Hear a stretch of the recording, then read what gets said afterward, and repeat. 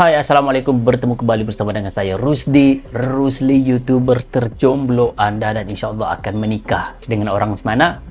Mungkin orang Malaysia atau orang Indonesia. Ya, doakan aja guys, semoga zaman jomblo di tahun 2023 ini berakhir guys, amin. Oke, pada kali ini saya akan mereaksi satu video yang dikirimkan kepada saya. Jadi sebelum itu saya ucapkan jutaan terima kasih kepada Anda yang terus memberikan like, comment, share, dan subscribe.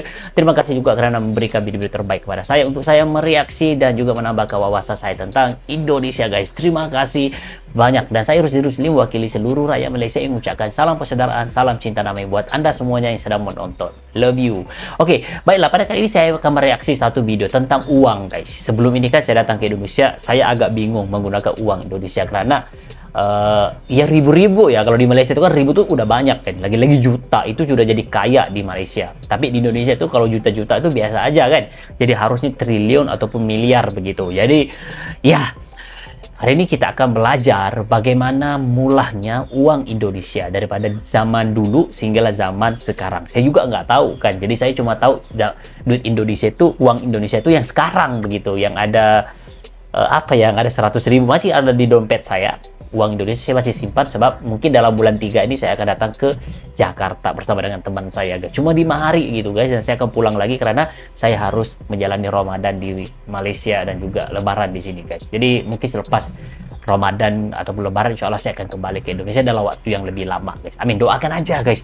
Oke, baiklah, kita sama-sama saksikan video ini seperti apa revolusi keuangan Indonesia daripada dulu sehingga saat ini. Yuk kita sama-sama saksikan. Yang kira 3, 2, 1 jom. Daripada channel Hai YouTubers, hai penonton, adalah satuan pemirsa harga uang yang disetujui pemerintah dan rakyat dalam sebuah negara. Oh, ini 100. Setiap negara memiliki euro. mata uangnya masing-masing. Betul. Tidak terkecuali Indonesia dengan mata uang rupiahnya. Saya suka warnanya. Menurut mata uang Bank Indonesia, rupiah adalah satu-satunya alat pembayaran yang sah di wilayah Indonesia. Sebelum seperti sekarang ini, mata uang Indonesia telah mengalami perubahan dari waktu ke waktu. Ya, perubahan. Saat ini kita bertransaksi dengan rupiah, namun orang Indonesia di zaman dahulu melakukannya dengan mata uang lain. Oh, dan berikut daftar sejarah uang rupiah yang menjadi mata uang Indonesia. Sejarah mata uang Indonesia. Tahun 800 hingga 1600. Ini lama di tahun nih. 800 hingga 1600, orang-orang telah melakukan bermacam-macam metode pembayaran untuk bertransaksi, tidak terkecuali di Indonesia atau Nusantara.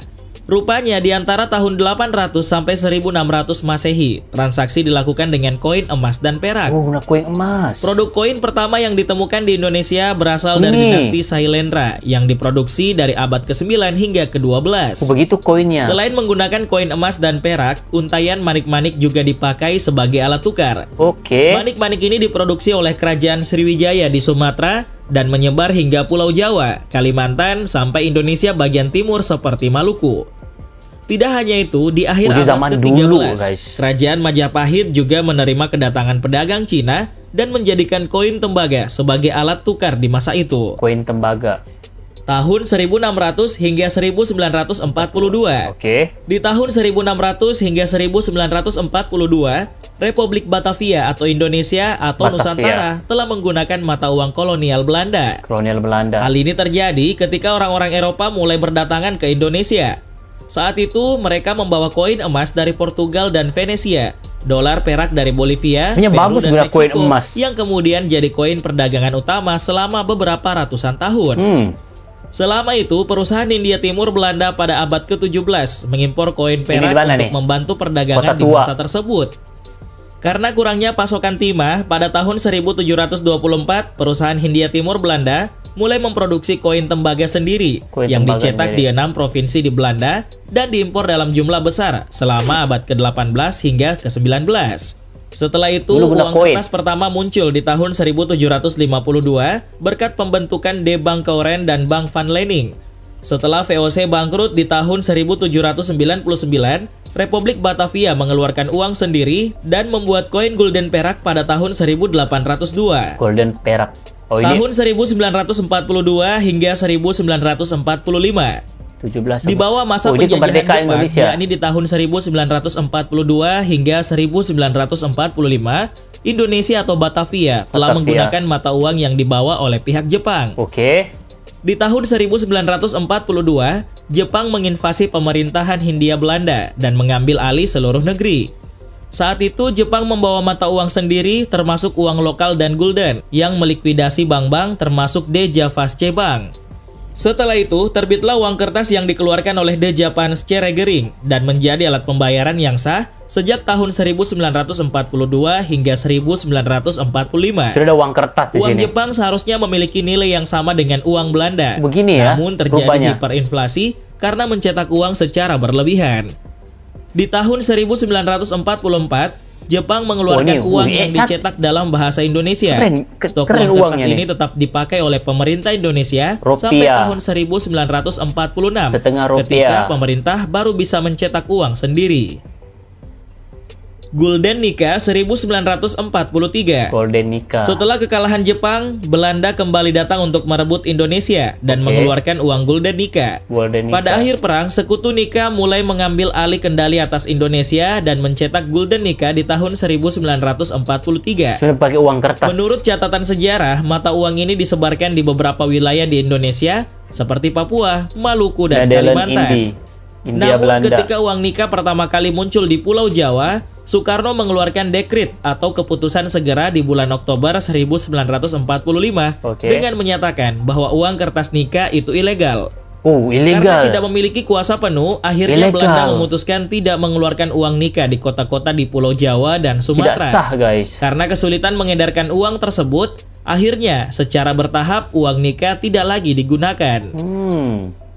Rupiah 1946. Ini duit Indonesia. Setelah berhasil mengusir para penjajah, akhirnya Indonesia berhasil membuat uang sendiri. Ini uang sendiri. Di tahun 1946, setelah proklamasi kemerdekaan, pemerintah Indonesia memutuskan sudah saatnya untuk membuat mata uang sendiri.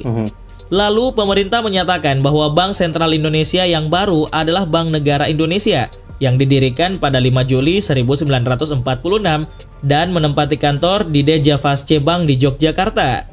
Menurut laporan, rupiah Indonesia pertama kali dikeluarkan pada 3 Oktober 1946.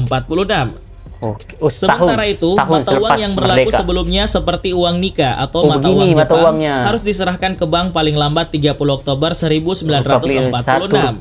Selain itu, Rp1 baru tersebut juga memiliki nilai yang setara dengan 0,5 gram emas. Rupiah 1965 hingga 1991. Di tahun 1965 hingga 1991 terjadi inflasi besar-besaran di negara Indonesia.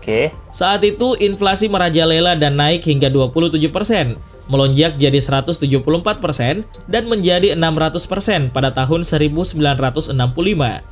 Akibat kekacauan ini, harga-harga pun melonjak naik dan indeks harga pada akhir tahun 1965 telah dihitung 363 kali lebih tinggi dari tahun 1958.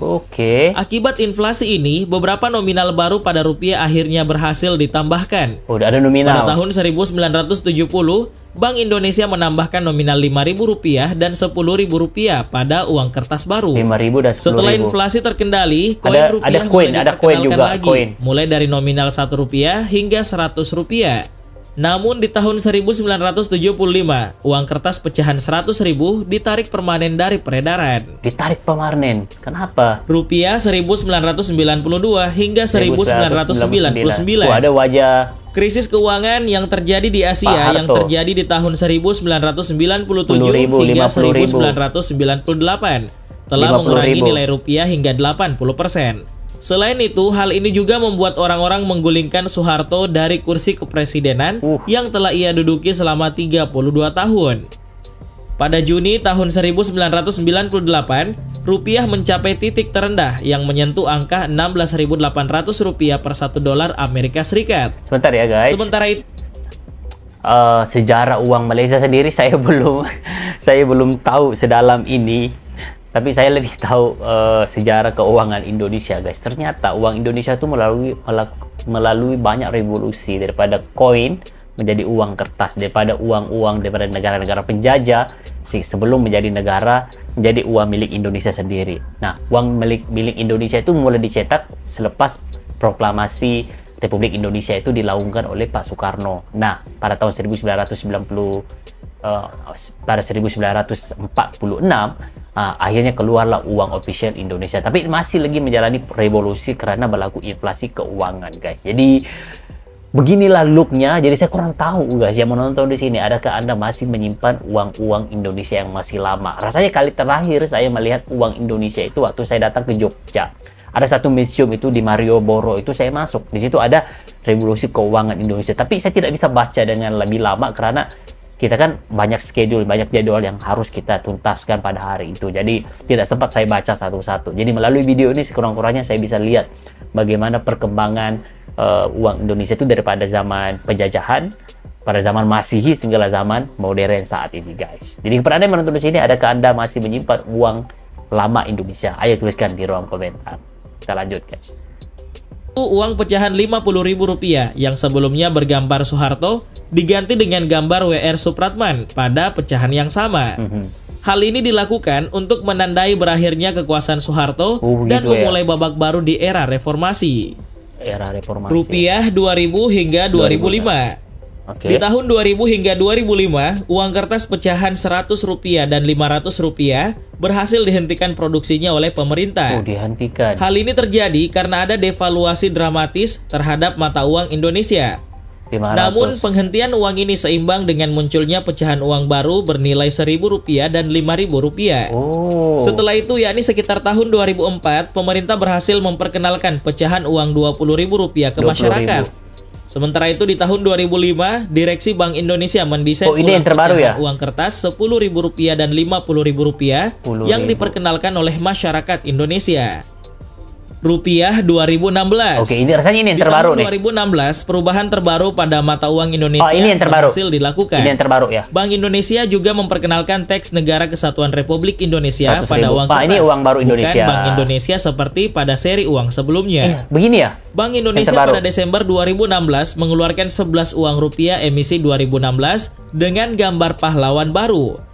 Peluncuran uang rupiah baru ini dilakukan langsung oleh Presiden Republik Indonesia Joko Widodo. Uang rupiah baru yang diluncurkan tersebut terdiri dari 7 pecahan uang rupiah kertas dan 4 pecahan uang rupiah logam. Rasanya ini yang terbaru nih. Selain itu, uang rupiah baru ini juga akan menampilkan 12 gambar pahlawan nasional.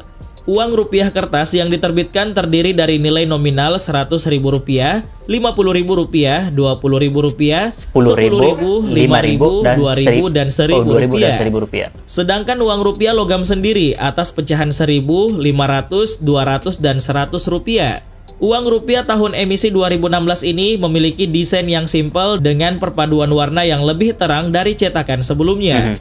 Selain itu, pecahan yang baru ini juga memiliki tingkat keamanan yang terbilang cukup tinggi di dunia karena sudah menerapkan 3 level pengamanan.